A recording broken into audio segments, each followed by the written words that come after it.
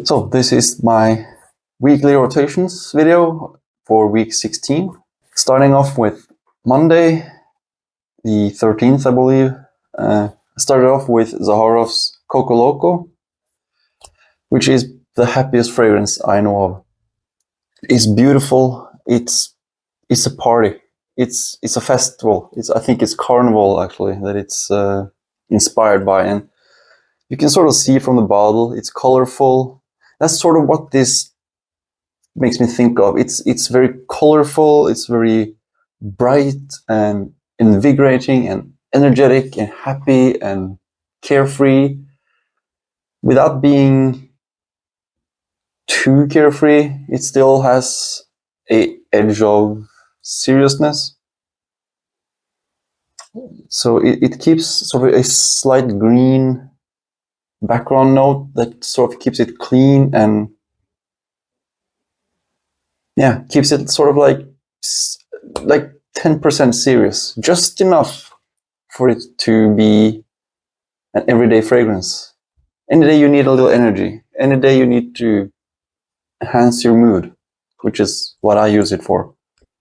For day 2, I went with Arina Franzén's Botanical's Tuberose Noir. That was my first wear in a while. Not from this bottle, that was from the sample. But yeah, this is a beautiful dark tuberose. On my skin, it does have a very, very, very slight feminine touch, but it goes away after like 10 minutes and turns into a pure unisex fragrance. This one I need more experience with to like cover for real. This is like my first real wear. So all I can say is that it's really beautiful. And it's beautiful enough that from the sampling I've done, I wanted a bottle. Yeah, it's just that tuberose and woods. It's beautiful. Beautiful, very, very staining. You see it on the juice, even the inside of the bottle gets discolored. So yeah, don't get it on close. Wednesday, I went out for a motorcycle ride, which I've done quite a few times lately. So I wore Tom Ford's Umbre leather parfum, which is one of my favorite motorcycle fragrances. Not because it smells like a motorcycle, mind you. But this is taking the Umbre leather EDT, that intense leather, and giving it a slight floral touch in the background, making it more professional. So I would say this is probably the one most people will enjoy compared like to the two. I love both the original and the parfum, but I think the parfum is easier to get away with. If you're only gonna have one, I prefer this one. This, after, I don't know, 7-10 hours, turns into something incredible. I wish I could have the late dry down of this as the main scent. Because when I smell my clothes that I wore like yesterday that has this on it, it's incredible. It doesn't smell anything like the actual Umbre leather parfum. It sort of has a completely transcended scent. It changed into something completely different, and it's much better than the actual perfume. So I do prefer to spray this on clothes and just leaving it on the clothes for like the next day, maybe if I'm going out. But usually I don't remember to do it, and then I have to spray it when I'm going out, and it still smells amazing. But the late dry down is where the magic is for me with this one. Thursday, I had family over. There's only one fragrance I wear with family, and that's Zaharoff Signature Pour Homme, the 2020 or 2018 edition. And what it is everything good about a scent for a man, basically. It's clean, it's woody, it's masculine, it's got spice, it's got woods, it's got smoke or smoke. It's got incense, beautiful sandalwood, beautiful everything. The lavender is incredible. It just makes it clean and grown up and in control and all the good things I want to be. This is literally the scent of the man I inspired to become. Every time I wear this, I consider myself better than I actually am. And that's why this is my signature scent for family. Friday, I had the unboxing, and because of the unboxing, I had to wear Oud Fig by Arina Franzén, the Botanicals. And because I tried this, I also had to wear Acqua di Parma's Fig, Fico di Amalfi. Because there are some similarities between these. They're very, very different, but they have the same top note. So if you like Fico di Amalfi, which is basically a super bright fig with fig leaf that's green and juicy and fruity, but not too sweet, that's sort of what you get also with the Oud Fig, but this is less clean and more woody, and it very quickly changes into more green, while this changes into more citrusy on top. So they're similar in the way that they both have that juicy green fig, but they're very different otherwise. So I thought they may be very close, but they're not really that close. But if you like one, you'll probably love the other.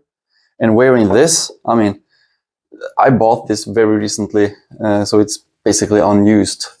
And it's 150 milliliters. I will just douse myself with this in summer, because you can go 20 sprays. I mean, this is like, I paid $100 for this, 150 mil, shipped and everything. I have no problems wasting like 3 milliliters at a time just to smell that good. So that's not something I'll be bothered by. This, however, this is more fine. This is more character. It's more personality. This is not something I would wear just at any day. This is something, if I'm going out in summer, this will be great. Late spring maybe, but it would have to be an occasion, a specific occasion that made me want to put something on that has a little bit more depth and character.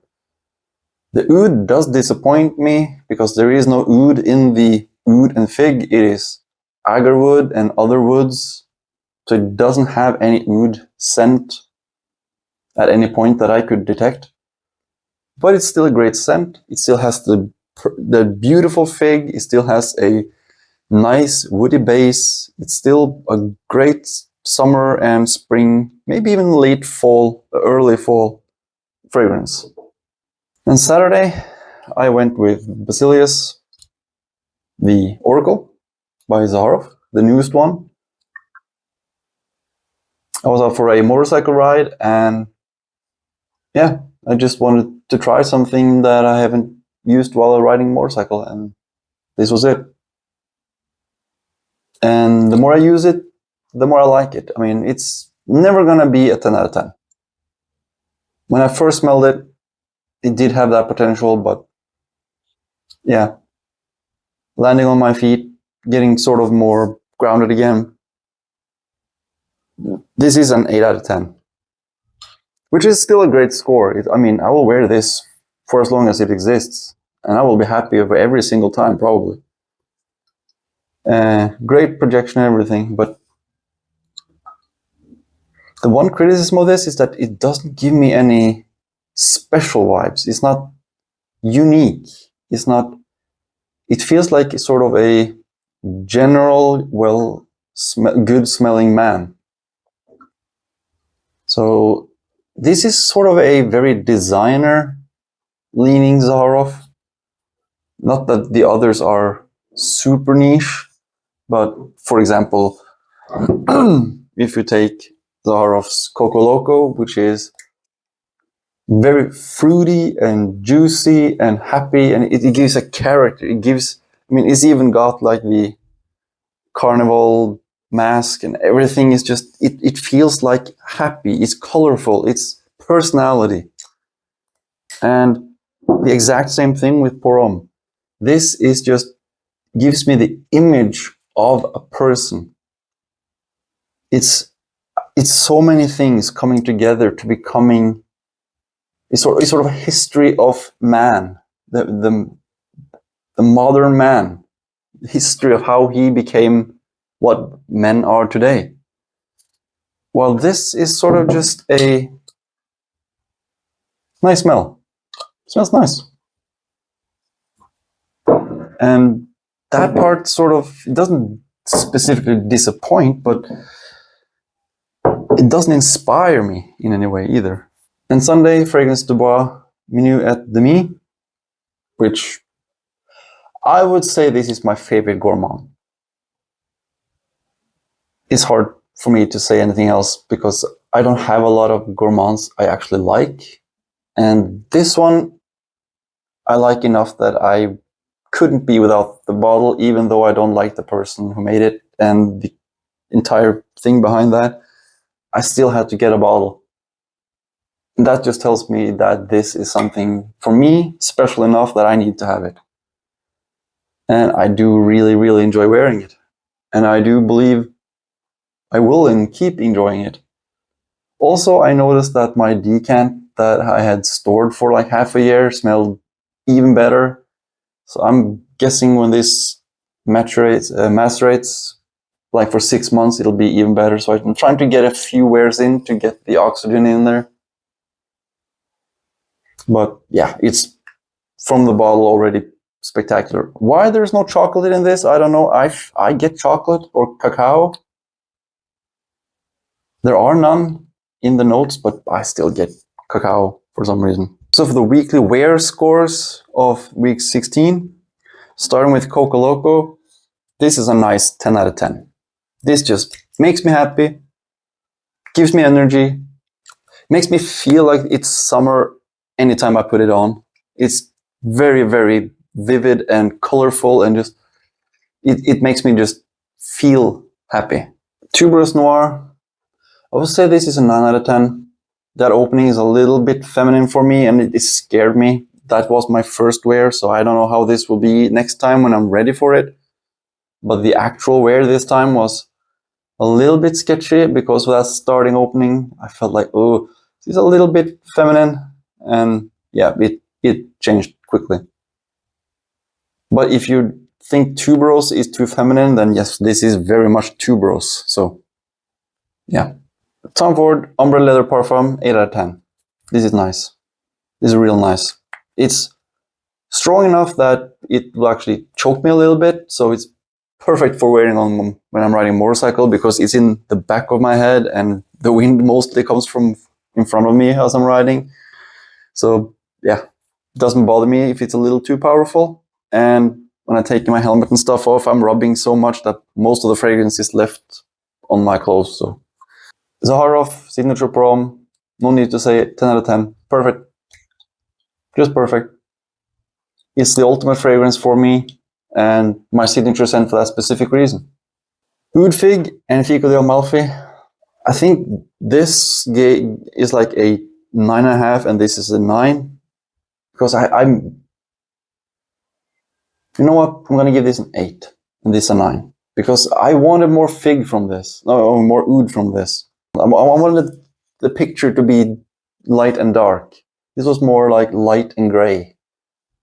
Well, this is just pure bright. This is light and nothing else. So 9, 8. Zaharoff, Basileus, the Oracle. It keeps hurting me to say this, but this is like a 6.5 out of 10. It does smell good, but it only smells good. It doesn't give me any images. It doesn't give me any character. This is sort of like picking any random designer that you really, really like. It smells really nice. It has a lot of aspects and facets to it, but none of them really hit me in the heart, you know. And finally, Fragrance du Bois, Minuit, Demi, 10 out of 10. It's so cozy, it's so intimate, it's so gourmand, basically. It makes me want treats. This is dangerous next to any kind of candy. It probably make me eat all of it, but yeah, I really, really like it. And 10 out of 10, wear, no problem. So that was my weekly rotation for week 16. Thank you for watching. Hope you will come back and see me for next week's video.